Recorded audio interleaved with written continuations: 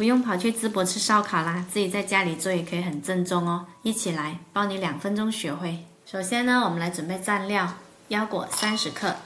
熟花生米32克，干辣椒16克，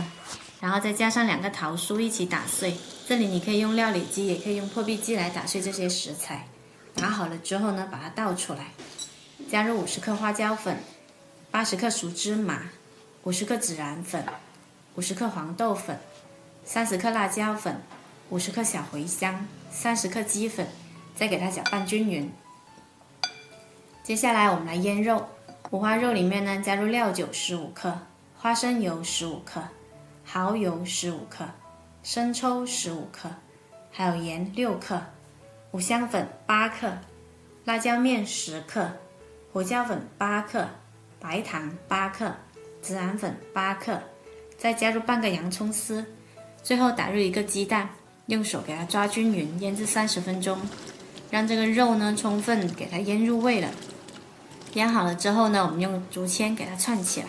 肉的中间穿插的加入一些青椒块、洋葱块，它烤出来的味道会特别香。在家里我们可以用这种烤盘，它用起来比较方便又卫生。煤气炉记得一定要开小火，最小火哦，慢慢煎，多翻动，免得糊了。哇，真的好香啊！灵魂蘸料一线天，淄博烧烤的吃法挺有趣。首先呢，拿一块小饼对折的沾上蘸料，放上1根香葱，裹上1串烤肉，咬一口，哇，肉香饼香在嘴里蔓延开来，配上这灵魂蘸料，真的是太好吃了。喜欢你也点上收藏起来试一下吧。